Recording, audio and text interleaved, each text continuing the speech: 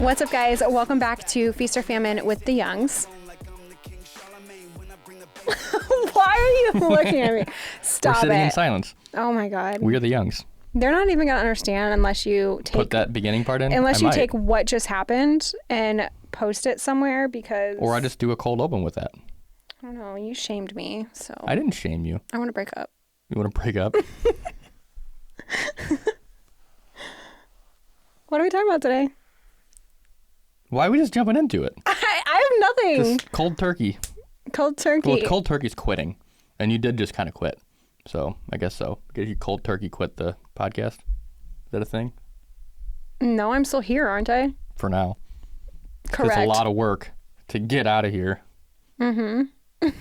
Gotta maneuver around this maze, remove that, open the door, remove that, open the door, go up the steps. We've mentioned this before. The There's a lot of shit in front of us that is like an obstacle course to be able to film in Alex's office. It's a lot. And then we have the dogs upstairs, so... They're being good today, though. We have like a isolation panel thing in front of the door. The door is like a solid core soundproof door. They're being good today. And then right outside, the door to the steps has another panel, and the door is closed. And then at the top of the steps, we have a little gate, so the dogs can't come down here. I low-key want to have like Ari on the podcast. I think that you would tell me no about that. What would you talk about with Ari on the podcast, who cannot speak English? No, that's not what I'm saying. I just want her to be involved. Like, I just want her to sit here with us, and I think that she would. I don't think Oliver would like that too much. He would be asleep upstairs and have no idea what's going on. That's not true. He would be fine. He'll whine because he's left alone. We wouldn't be able to hear him. See, when Oliver goes to the groomer, Ari is fine by herself. When Ari goes to the groomer, Oliver is stressing for a while, figuring out where his sister went. I don't know. I feel like, okay, put in the comments if you're watching on YouTube, send us a DM, whatever. How many people want to see Ari on the podcast? I'm just saying. Who's Ari? Ari's our dog. Okay, maybe they don't know that. Okay, Ari is our dog. She's one of our two dogs. One of our two dogs. And she's the most vocal. That's why I think that it would be fun to have her. She might have input. I'm just saying, we should have her on. She won't have input. She's a dog. She'll literally She's cute. Maybe we'll get more views. Listen, I watched the Jenna and Julian podcast all the time. One, because I love Jenna Marbles and Julian, but also they had their dogs in a little freaking bed on the podcast. And so I watched it on YouTube instead of listening to it on Spotify because I could see Mr. Marbles and Peach and Kermit. Yeah, I know all of them. Huge fan. Don't judge me. It's fine. I don't think anyone is judging you for knowing that. Like, Kermit was like so cute. He'd like make like noises because he had side tongue. He's like dog pool. Literally. And we should get dog pool on this podcast. And like, I know that you are like a freak about having really clean audio, but like, what if we just like, you know, cut loose a little bit, let Ari just be a part of it? The biggest thing about Ari being a part of it is the maze. She could tornado. Yeah. You never, I think she'd be fine. Not today. Well, no, not today. Not today. Not today, Nibs. Not today. NIBS for those listening. Nibs. Another Brooklyn Nine-Nine reference. I say that. BS. I say another Brooklyn Nine-Nine reference. We were just recorded. There's going to be one in every podcast. We just recorded probably. Another episode before this that we had another Brooklyn Nine-Nine reference. What was it? I don't remember. Oh. But it was on there. Yeah. Okay. Anyway, there's our banter. What are we talking about today? Check. So I mentioned at the end of a recent episode that we talked about second shooters, second photographers, whatever, that we are active on Threads now. Threading it up. Mark Zuckerberg's Twitter copy, basically. X copy, formerly Twitter. God, can that go away? People still call it Twitter. Like it's... Nobody calls it X. Nobody. It's been quote unquote X officially. When you download the app, it's X, but nobody calls it that. Right, but it's been called X officially for a while now. But Actually, every article that if you reference what somebody said on the it platform, references Twitter. It says X parentheses formerly known- Twitter. yeah. Still to this day. I was gonna say I downloaded it. I think like a week ago because there was like Threads or Twitter. Twitter. X. X actually. There was like some Love Island drama and I wanted to see the tea. course. And so I downloaded it to see what everybody was talking about. And it says X, formerly known as Twitter. I'm like, why don't we just fucking call it Twitter, guys? Like, Yeah, what's the what point? are we doing? What are we doing? Like, Anyway. what is the purpose of calling it X? There's no, like... It also just like gives inappropriate vibes, which truly, I guess, actually matches the vibe anyway. But I guess, that's, yeah. I digress. Let's not call it Like, X. at least Twitter made sense. It was a little bird, and it's tweeting is what you do when you'd make a post. And when birds tweet, they're talking, and you're talking on Twitter. Yeah, I guess. It makes sense. What the hell is X? What is that supposed to mean? I have something in my brain. I'm not going to allow it to come out of my mouth. Can we move on to the topic? All right, anyway, Threads, where that makes perfect sense because it's a post, and then there's a conversation thread underneath it. Yeah. Threads. Threads. No not, sewing Not your analogies. clothes. No seamstress analogies. Get out of my head. Which I made some of those when I first got on Threads a long time ago when I'm I first sure that launched. you did. It was stupid.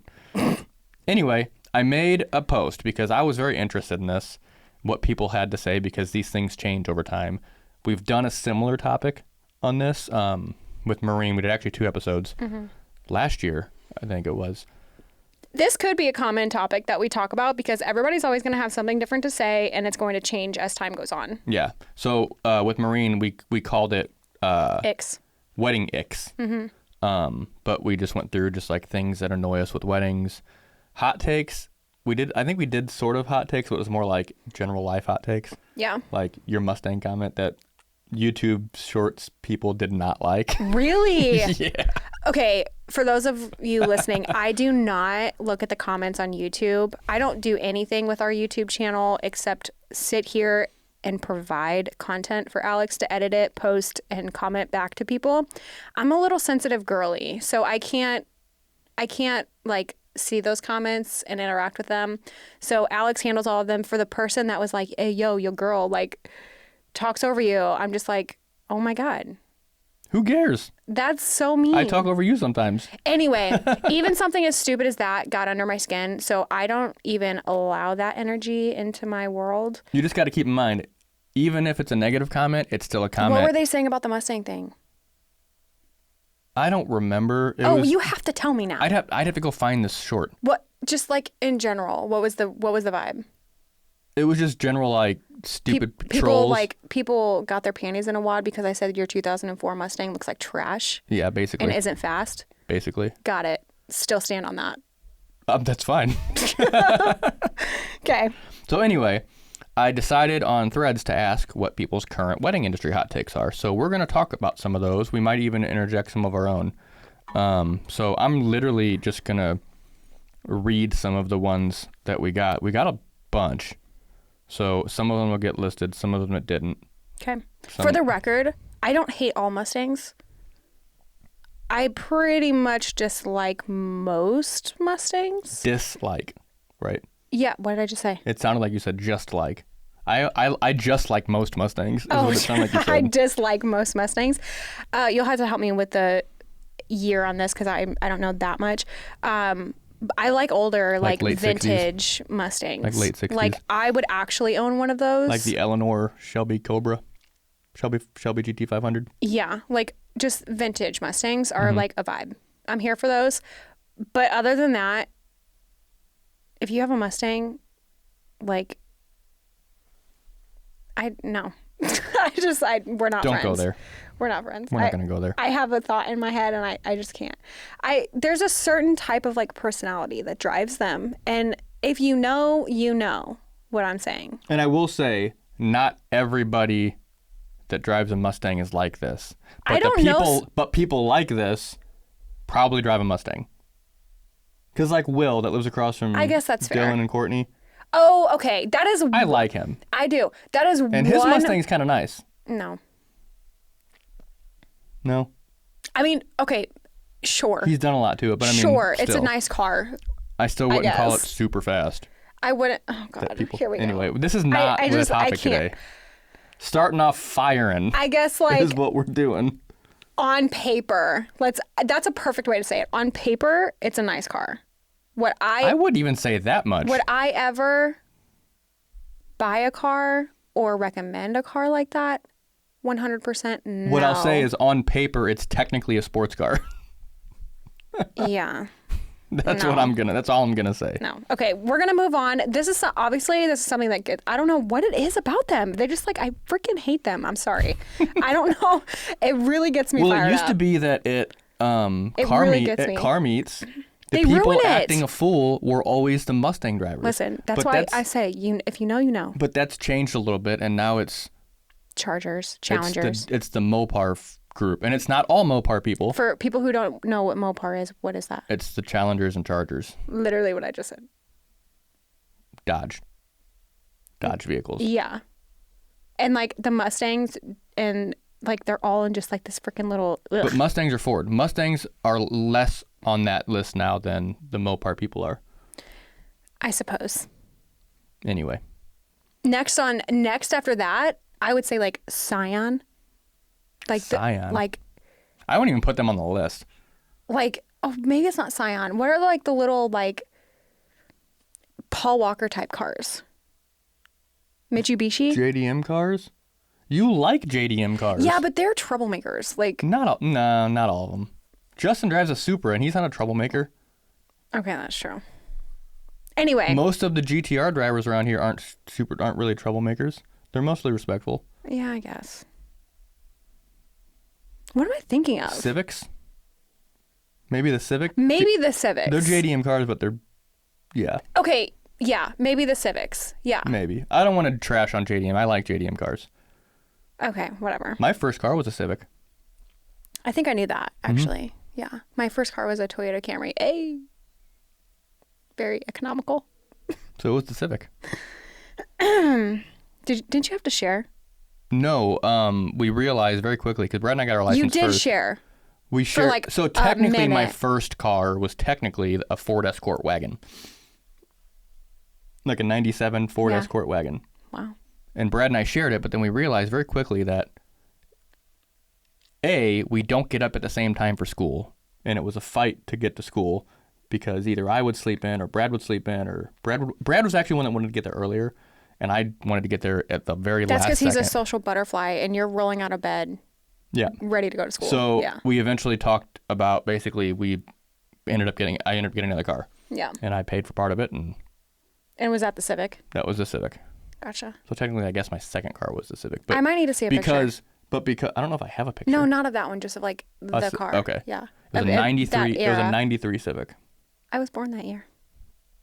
But anyway, I don't call it my first car because essentially when I got the Civic, the Escort ended up being Brad's. Period. Yeah. Okay. Anyway. Sorry, guys. Total tangent for a very long time about cars. Sorry, Alex has made me a car guy. I'm gonna go ahead and put a marker on YouTube so that we can just start with the topic here. Yeah, that's great. Alex has done some work and he's made me a car person. So. Thank the Lord. You used to not be able to name cars, and now you're like, hey, look at that. Blah, blah, blah. Yeah. Yeah. Blah, blah, blah, blah. It made you love me more. Probably. Probably? It probably did. Get out. That was probably a factor. I'm just saying it was probably a factor. Okay. Great. Okay. So, where do we want to start on this? I mean, we talked through some of these. Go ahead and recap because that was wild what we just did. So, go ahead and recap. Okay. So, we're talking about wedding industry hot takes. Okay. And these are all, so the beginning of this is going to be the ones that are all submitted from threads. Yeah. And then we'll add our own if we have any. We can add our own if we have any. And we'll discuss in detail on each one as we go. We're going to interject some of these. Yeah. So what did read it word for word? What did it say? I said, let's hear your wedding industry hot takes. Perfect. So, Numero uno. I don't want to do number. There's a couple that we're just going to skip because some of them don't really make sense. And I asked questions on a couple of them and they didn't respond. So I'm not going to really go into that because that's fine. I didn't understand what they were saying. Okay. So this one, I will start with this one. It's an easy one to talk about. it doesn't have to be hard, stressful, or aesthetic. It literally just has to mean something to you, you being the couple. Yeah. So basically what they're saying is planning your wedding and designing your wedding doesn't have to be a stressful thing, and it doesn't even have to be aesthetic. Yeah. If you're not an aesthetic person, as long as it's you, that's what they're saying. You know who I immediately just thought about? Who? Grace and Mark just got married this weekend. Oh, yeah. Not that they had an intimate wedding. It looked beautiful. Yeah. I wouldn't say that. It was very simple, and I loved it. It was simple, beautiful, colorful, very much their vibe. But in regards to what this is saying, I think that they're talking about a huge, like, detailed production. Yeah. That wedding that I'm referring to was not it, and it was literally about the marriage. And about the two of them, period. Yeah. And honestly, I mean, I bet you that was one of the least stressful things that they've done. Yeah. I mean, we can't speak for them, but like if I had to guess, knowing the two of them, they probably wanted it to be a low stress thing. She's what did she do, photography? And does like social media content stuff. Yeah. And she's an influencer. And they own a coffee shop. And then he owns a coffee shop that they Mark's run. been on the podcast that they before. run. And coffee shops are very difficult to make successful, and there's very low ROI on selling coffee. Yeah. So I mean, he's killing it. But so that's why I say I think planning the wedding that they made, that they had, was probably one of the least stressful things that they've done in a long time. Mm-hmm. Can't say that for we weren't 100%, but yeah. But from what I've seen, I could see that being one of the least stressful things. So what are your thoughts on this? I think it's true. I mean, I feel like it doesn't have to be aesthetic for those listening. It doesn't I feel have to like be aesthetic. the aesthetic thing and all that. I think it comes from social media and like what vendors put out there. And I mean, you want to get high-end luxury weddings like we do. Mm-hmm. Some people don't, but in general, a lot of people do. So what do they put out? Those aesthetic, good-looking weddings to try to get more weddings like that. You put out what you want. With the nature of social media, it literally is influencing you and your perception of things. Whether it has to be this way or not, sometimes certain things, they give you the interpretation that that's just how things are, when in reality, it doesn't have to be that way. So when you're following photographers on Instagram and things like this, you start to perceive it in a way that you think that it has to be this way, but it doesn't. Like, it doesn't have to be that way. Right. And I wish that like we knew that when we got married, because we would have done it so differently. We overplanned, and I think it would have been far more simple. Yeah. I think some of the things we picked would have stayed the same. We might have picked a more aesthetic venue. I think one of the things that we picked would have stayed the same, and everything else would have changed. Two of the things. One of the things we would have kept is the band and the MC. That's two things. / DJ. I'm like entertainment. Like that's one thing for me. Yeah. So what's the other thing? Then I guess that's it. Exactly. I do like the guest book that we had. The guest book was fun, but I found that idea on Pinterest. Yeah, but it fits. Yeah, our guest book was a guitar because Alex is a musician, and we had like people sign the guitar. So I got like an acoustic guitar, and then I also got a little electric guitar, like a Strat, like a cheap Strat, and our bridal party signed the Strat, and then the guest book was the guitar. Where is that? The acoustic, on the inside of the basement. Okay, cool. It is. Yeah, I know where it's at. Yeah, it's just never mind. But yeah, I mean, listen. As a wedding photographer, I love the big extravagant events. Well, yeah. Because, I love capturing that. But I also love just capturing the important moments as well. So, I mean, truly, for me, it doesn't really make much of a difference. I'm still going to do my very best no matter what it looks like. It doesn't really change, although it does.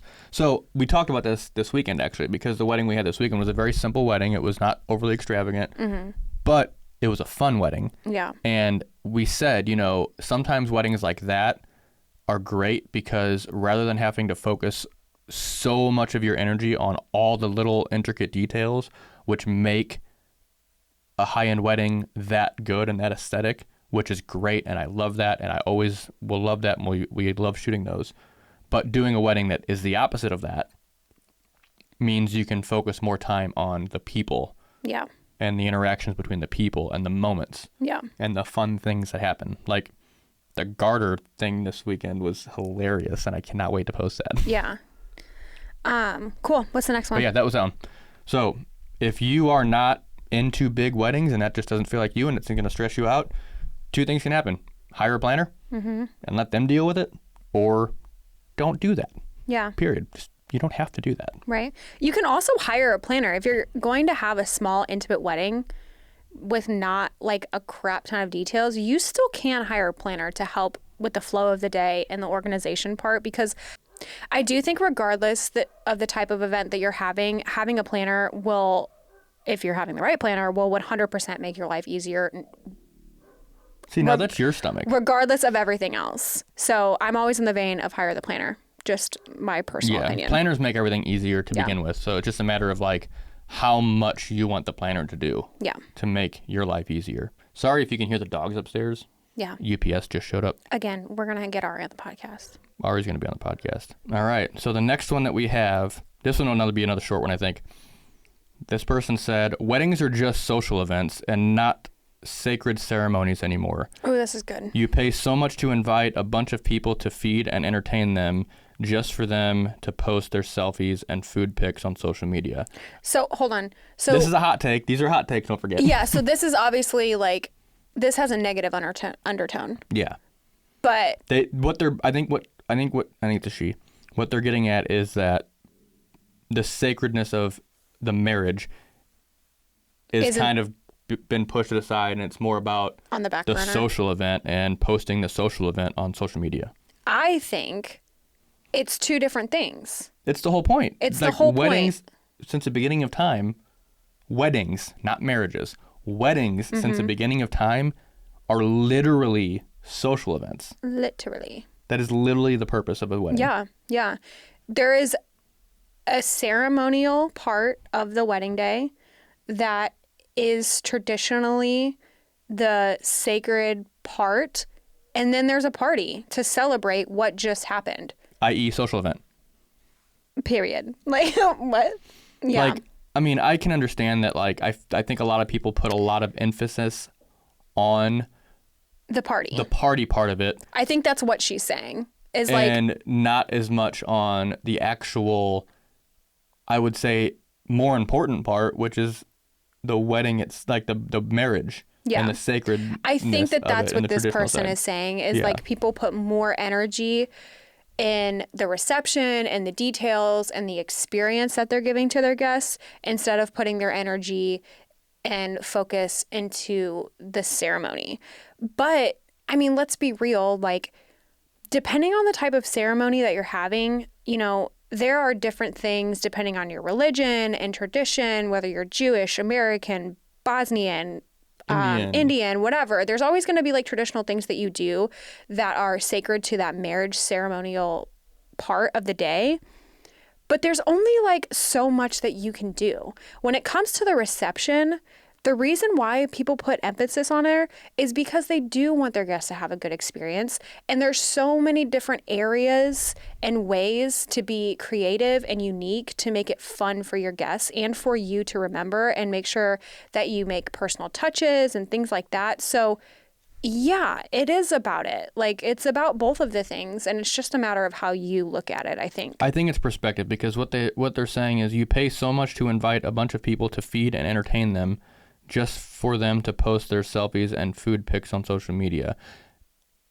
Oh, Who hurt you is what I want to ask. I also have, so I guess I could also see it as a way of like from a guest experience. Like, I'm a guest going to a wedding to watch people get married, and then I get to have a free meal. But listen, I also get to dress up and have fun. And see you and probably other friends of mine. Yeah. Celebrate a huge milestone in their life. If you are invited to a wedding, I'm under the assumption that you are invited to the wedding because you are beloved by the couple and you have an excuse to dress up feel like $1,000,000, Get free drinks and get food. free drinks and food, and have a good time. Like, who doesn't want to do that? Yeah, and it's to just post selfies and food pics is what is like throws me off on this part. Yeah. I agree with part of this that people need to remember that the marriage part of it and the sacredness of it. Do you think if that's your background? Do you think it's maybe the people who, like, she's referring to people who RSVP for the reception only and don't attend the ceremony? Maybe. Because they just skip that part and then they go to the party? Maybe, yeah. Because there are definitely people who do that. Yeah, I mean. I don't know. Yeah, I think. Yeah. Yeah. I could see that being the case. But I mean, at the end of the day, the wedding itself, you wouldn't be. The wedding is a social event. Like, it is. It wouldn't be a wedding if you didn't invite everybody and create this event to act as a host for your wedding. Mm-hmm. Yeah. Interesting. Anyway, Okay. do you want me to skip this one for now? What is it? The film one? Or do we move on to another one first? Let's do that one first. That's going to be a long one. Yeah. Okay. We got several comments on this topic. And it talks about... You'll have to go back up to the original one. There's several. I'm going to find the one. Preferred vendor lists, essentially, is what it came down to. There was some talking about just the preferred vendor list in general. Just because you're on the list doesn't mean you're the right vendor for the couple.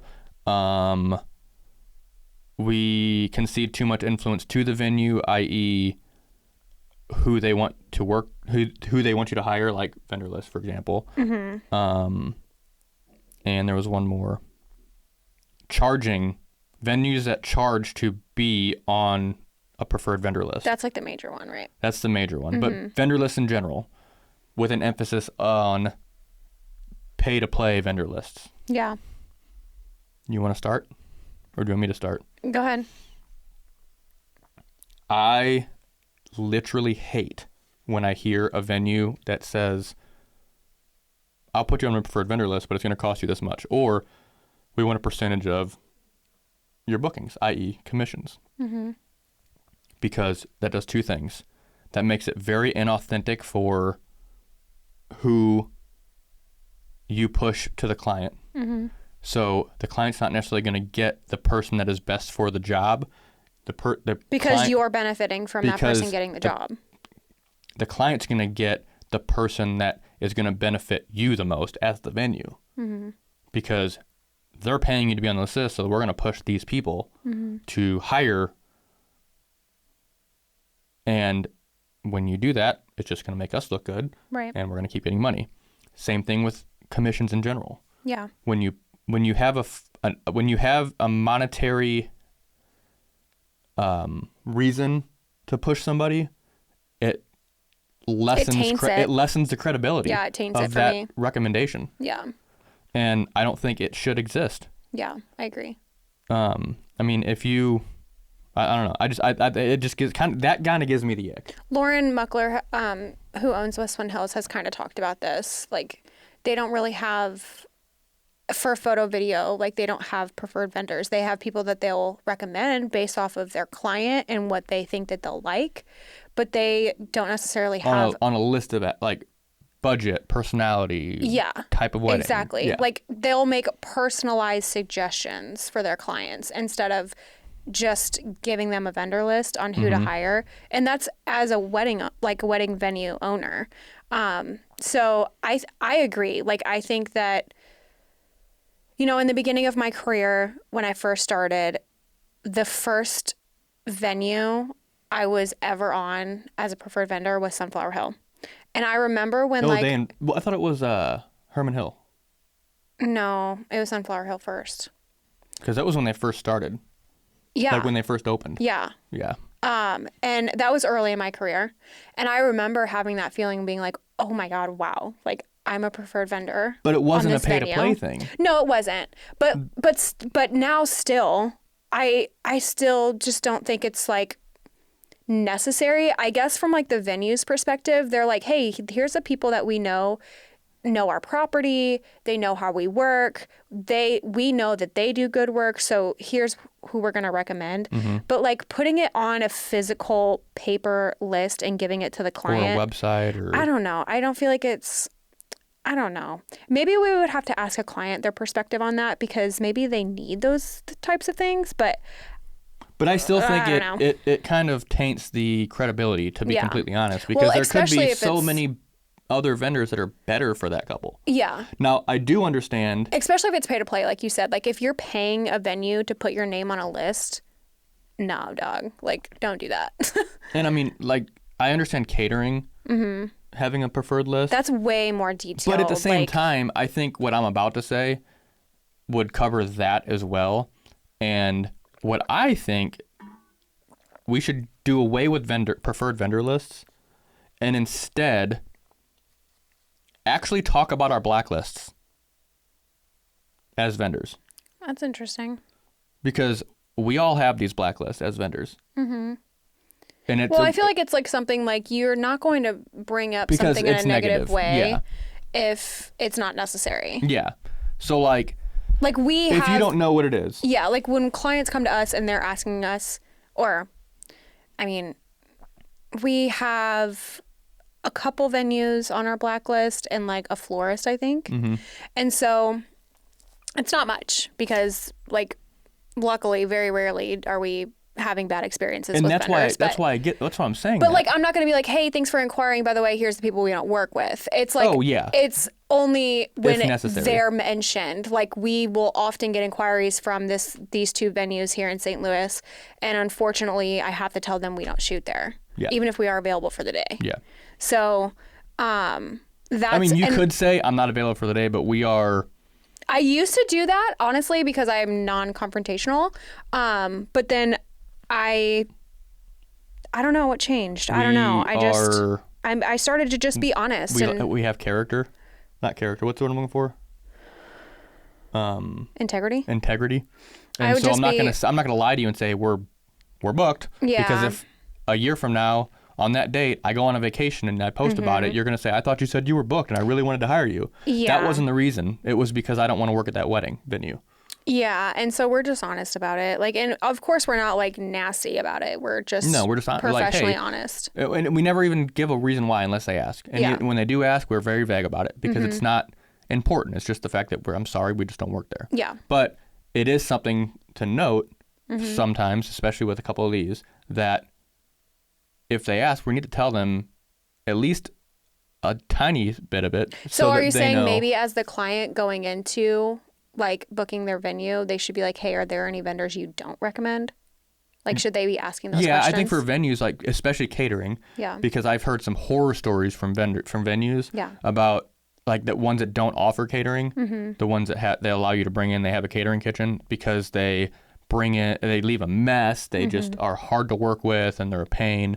That's something to think about because catering can quite literally make or break your wedding day. Yeah, for sure. But I don't think it needs to be like, hey, here's a list on my website of people I don't work with because Yeah, that would be- that's ick also. Yeah, that would but be just I would mean. prefer to, instead of having a preferred vendor list and say, I mean, unless you're a planner, because a planner is literally, their job is to be a matchmaker. So they have a Yeah. list of vendors that they can work with and that they enjoy working with, and they can help find the right fit. Right. As opposed to, I'm making money off of this by getting you to hire them. So that's completely different. Yeah, it's very transactional.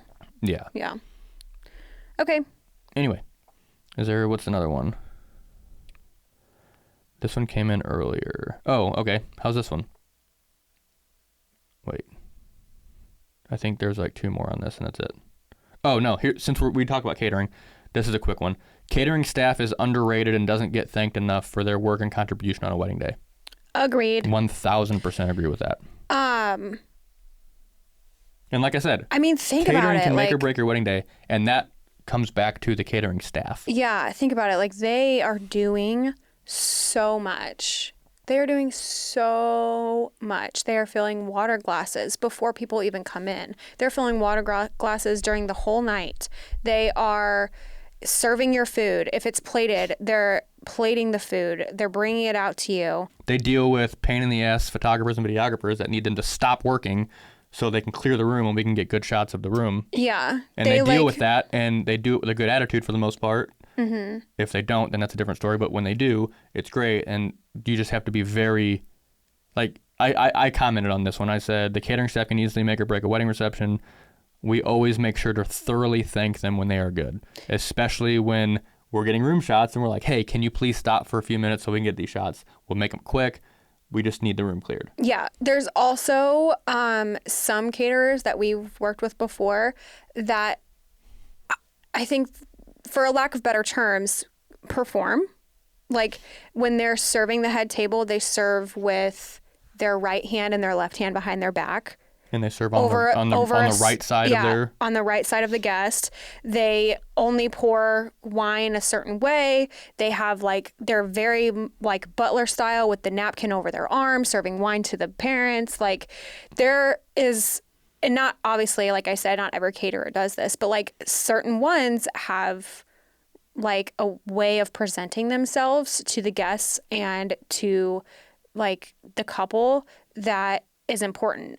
Some of them walk out in a line with all the plates in a certain hand, and anyway, it's just, and they're efficient, and they have to be efficient, and they know it, so they're on their game, and they just do a lot. And something that I will say, which might be a hot take, is if anybody deserves a tip on the wedding day from the client, it's catering, period. The catering staff. Yeah. Not the company that you hired for catering, but the staff that they brought in to serve. Period. Yep. Because they're undervalued, I think, in a lot of cases. Yeah, I agree. I was going to say something else, I think, but I don't remember. Catering. I don't even know if that's a hot take, though. It is. That they're underrated? That they're under... I don't know. It's just, it was mentioned, so it's fine. Yeah. I don't know if it's a hot take. The hot take is the tip thing, I think. Yeah, maybe. What else? Trying to find it. Okay, there's two more, I think, that I have listed here. Okay. This one. Raising your prices does not directly lead to getting luxury clients, regardless of what you're told. Read it again. Raising your prices does not directly lead to getting luxury clients, regardless of what we are told. Interesting. And I agree with that. I agree with that, with an asterisk. Okay. In the luxury market, one of the biggest things that you hear, which is accurate, is these people are spending a lot of money on their day. Mm-hmm. And if they look at a vendor and the vendor is under a certain price point, they're going to wonder, what's the catch? Why are they so cheap? And that's fair. And that's fair because they want a certain level.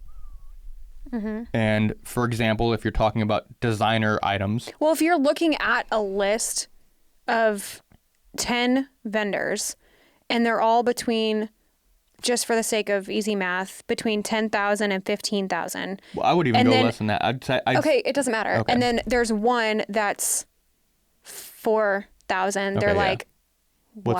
Why are you so low? Yeah. Okay. Why are they so low? And then also, why are they on this list? What's going on? Yeah. They're going to be singled out. Yeah. Yeah. For a negative. Correct. Right. Because they look at it like that. Like they go into Louis Vuitton to buy a bag. Mm-hmm.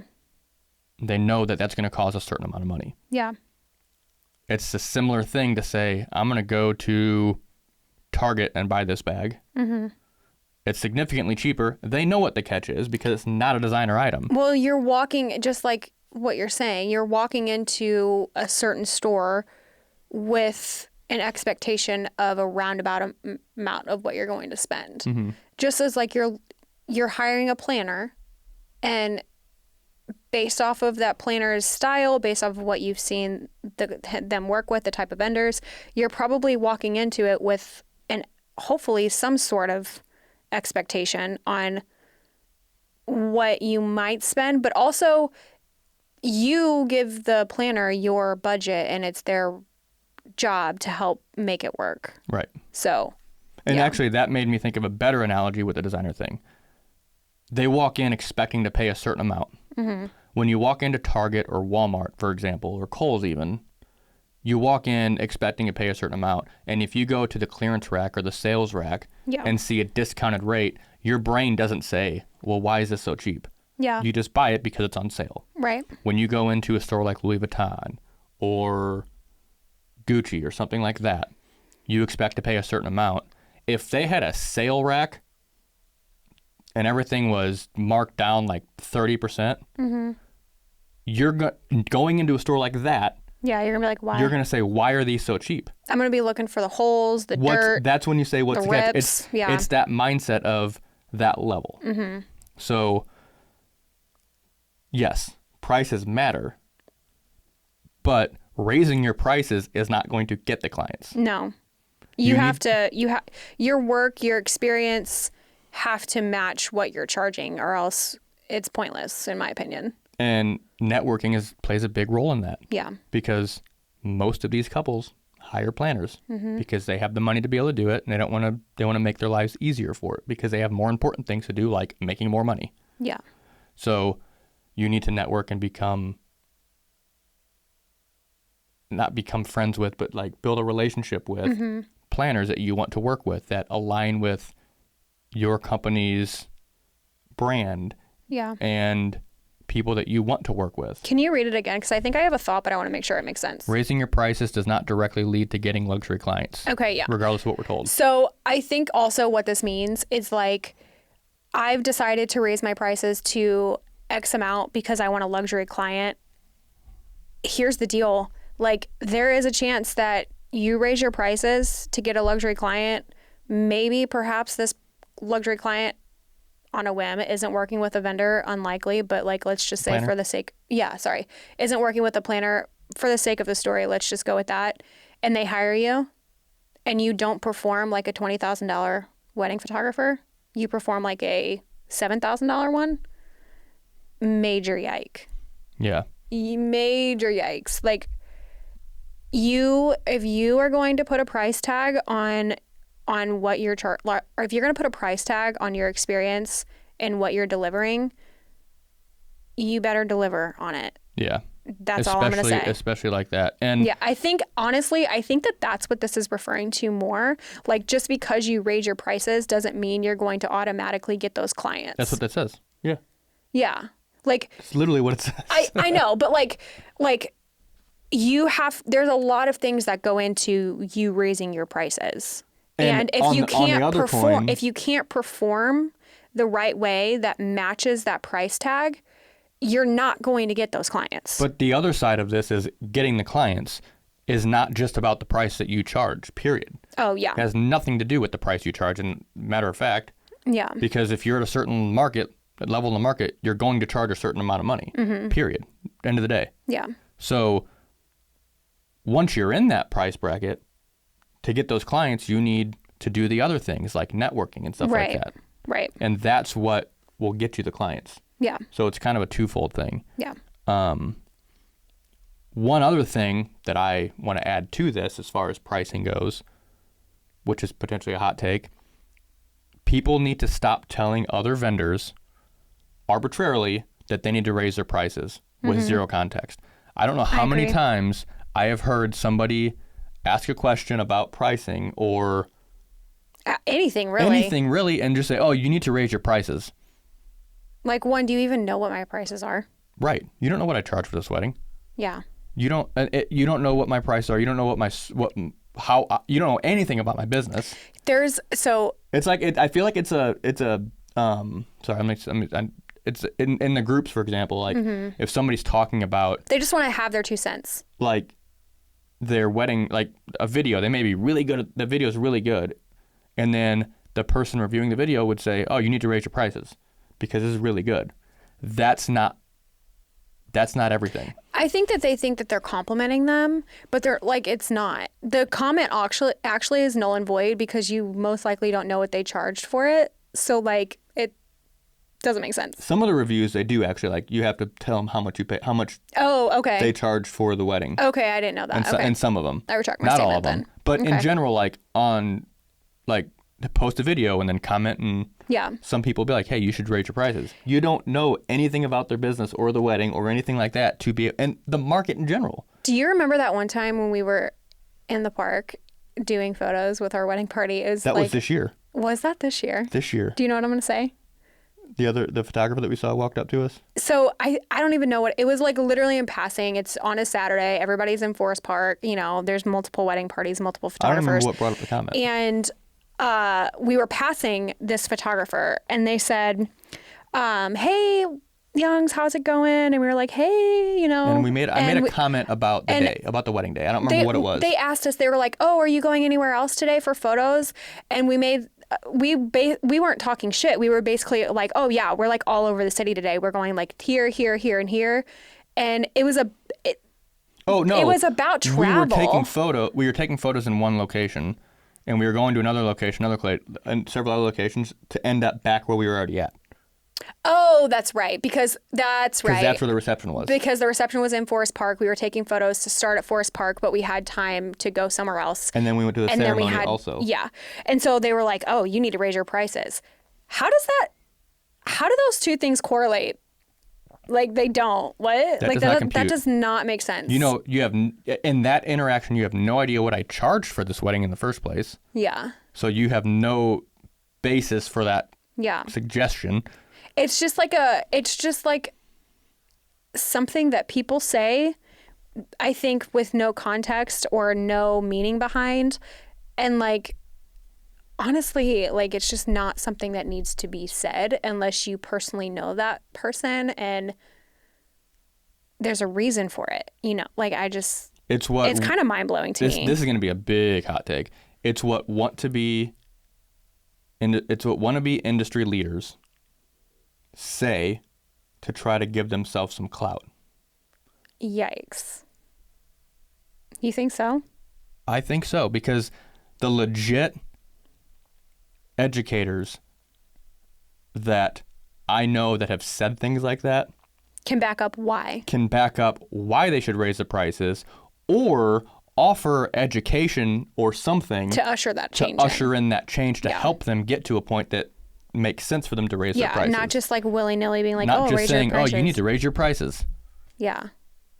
And having no context or nothing to back it up with. Now, what about when like you find out that a vendor charges a certain amount and they are like super talented, their experience is great, they're checking all the boxes, and they really do need to raise their prices because they're bringing down the market with their experience based off of like what you know.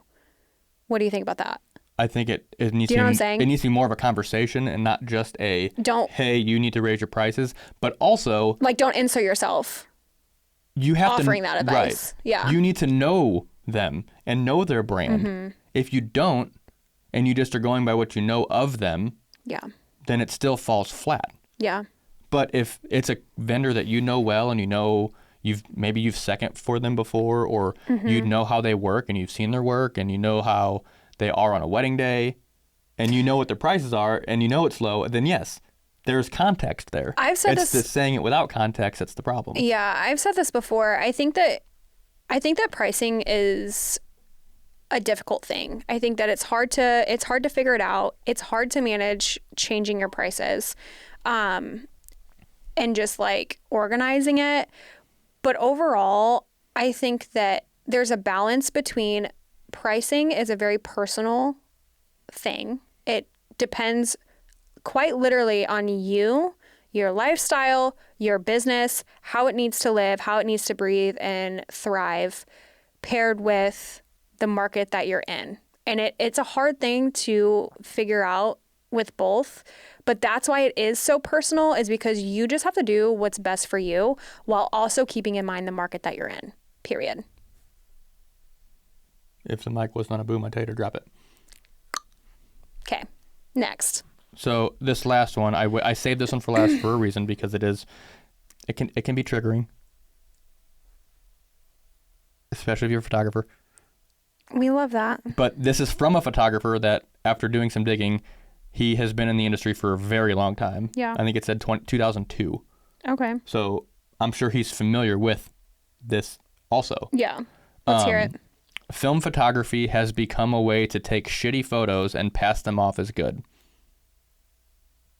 Solid.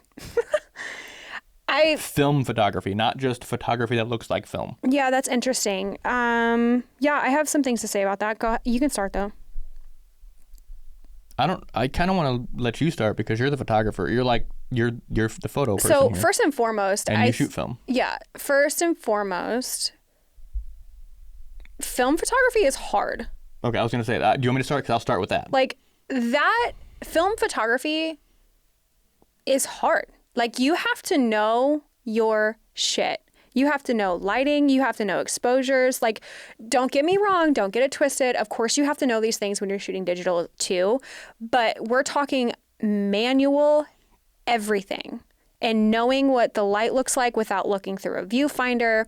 You have to know your shit. And it's hard. You have to know what movement looks like on film. If you're trying to get a slow shutter style on film, that's hard. So you already have to expose for the light, and then you have to change it for the look you want to get. Yeah, and if you don't want movement, you have to pose your couples in a way to make sure that they're not moving, which is hard and intimidating. And there's a lot of things that go into shooting film, which is why I will say a lot of film first photographers I see are falling off and going to digital because it's expensive. It's just hard to do. Like, especially with the types of weddings that we get, like it takes a lot of time. It takes a lot of effort, a lot of thought. You have to pause and like be intentional about it.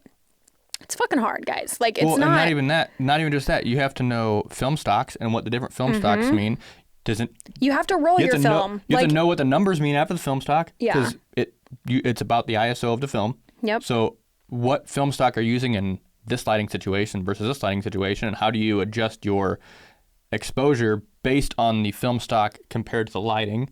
I think what this person is referring to is the trend of what we're seeing with like literally point and shoot disposable film cameras that sometimes the like wedding party will get, and they'll take photos like when they're on the party bus, and then they'll print them out and they post them on Instagram. And like there are some photographers that shoot like I have a point and shoot that is like super easy. At 35, yeah.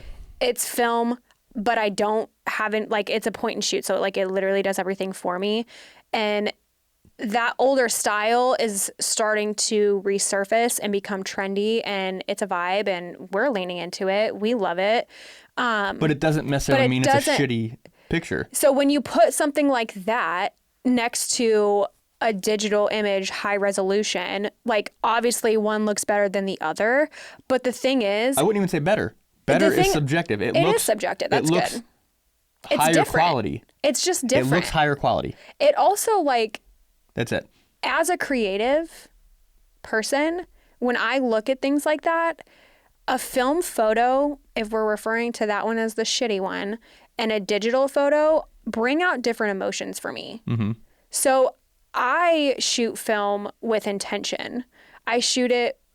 So like one of my favorite things to shoot film is the cake cutting, because when I look through like your parents' wedding albums and like old wedding albums from like the 70s and things like that, that is so nostalgic, and it feels warm and inviting, and like it just brings out a different emotion in that moment. And even when I am shooting digital and I'm not shooting film, I will edit those digital images to look like film again, because for the feeling. Like, I think it's just like a vibe. Now, also, when we talked about this topic earlier, when we were prepping, something that I brought up, which I don't know how you want to add, like, I don't know how this really fits in. I feel like it fits in this topic somehow. When there's a photo that like I take that maybe it's like out of focus, the lighting's crappy, like it's just not a good quality image that I would deliver, but the moment is like super important and it needs to stay in the gallery, I will make it look like I will film. Like I will add high grain. I'll make it black and white maybe, because oh God, I'm like afraid to say this, but like it just is what it is. It can pass for an acceptable image to deliver to my client. Well, and there's Does nothing, that make sense? There's nothing wrong with. But obviously, if your style isn't like that, then like your client would be like, "What? Why does it look like this?" But ours does, so it's like it's fine. We've talked about this several times, and yes, we want to get perfect photos, but a big part of what we do is capturing every moment that we possibly can. And sometimes moments happen at the spurt of a moment, like you don't have any time to think. Yeah. So all you have time to do is turn and point and shoot. Yeah. And hope that you get hope it turned out, because at the end of the day, they'd rather have a shitty picture of it than no picture of it at all. Yeah. So if that's the case, and you can make it look passable by making it look like it was shot on film 40 years ago on film, yeah, do it. Yeah. And especially if it makes it look better. Yeah. And again, I want to say that if your photography and editing style does not have any film like resemblance at all, obviously this technique would be like odd to your client if you were delivering something like that. So not every person can do this, and also I just feel like I have to say this for my own peace of mind. I don't do this as a cop-out. I don't do it to be a lazy photographer or editor. I only do it when it's necessary. When the why makes sense. Yes, we have a why for everything. Everything's got a why, including the photos that you take and how you edit them. And sometimes, like she said, film photography looks and feels different. Yeah. And the moment calls for that. Yeah. I mean, even more blatantly obvious with that is when you look at a digital video and compare it to a real film video. Yeah, like Super 8. Not a Super 8 profile on a digital video, but a true Super 8 video. That gives you the ick. Sometimes I actually learn. There's a couple out there that are actually really good. Yeah. But it's still little things that you can see. But it just pinpoints something that's more organic and raw. For example, there's a wedding. I almost never use cake cuttings in wedding films. But if it's on Super 8, you will. I shot Super 8 on a wedding a couple years ago, and I did the entire entrance, and I got the cake cutting on Super 8. And I was looking at the footage, and I'm like, wow, this moment is so organic. And dude, what is it about cake cutting and on film? Like, period. It felt right. Yeah. And you felt there with them. Yeah. More so than you would have with the digital shot. And the digital shot I wouldn't have put it in there because it wouldn't have felt the same. Yeah. Dude, what is it? Maybe somebody, I literally don't know. Can somebody answer that for me? I don't know. I think it's the nostalgia part because... But it's like literally just the cake cutting, like on film or making it look like film. Like it hits different. Because it looks like home movie. That and champagne towers. Like, I don't know why. I don't know why, but like it just hits different when it's in that aesthetic. I'm just saying. I don't know. One other thing I wanted to add that we didn't talk about when we talked about the simple fact that film photography is harder, period, is the instant gratification. Yeah. You get the photo, you take the photo on a film camera, and you have no idea if it worked, if it looked good, if it's going to turn out, if you need to do it again. On digital, you look, oh, that didn't turn out. Let's do it one more time. You don't say it that way, but like, right. Hey, let's do it one more time. And you can do it again. But on film, you have to wait. And you have to either ship it in or send it to your processor.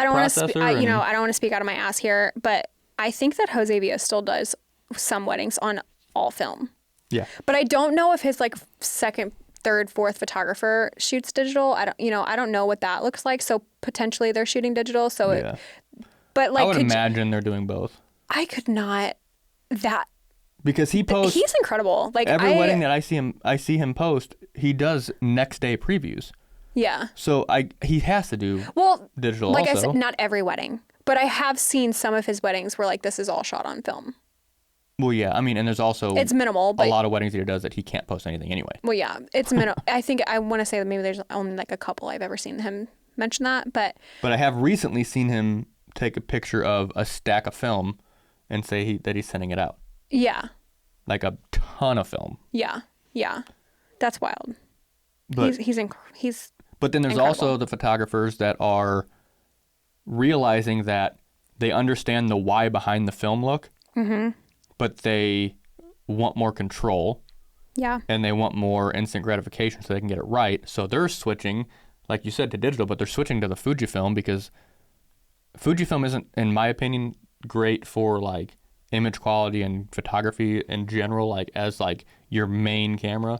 But if you want a film look, Fujifilm is, if you want a film look from a digital camera, Yeah. Fujifilm is hard to beat. I mean, also with shooting film, it's literally trial and error because you can watch these YouTube videos, you can educate yourself as much as you possibly can, but until you go and shoot it and the lighting and the vibe and the whatever you're going for, you have to wait for it to be developed, wait to get the film back and the photos back to just figure out if it worked or not and then try it all over again.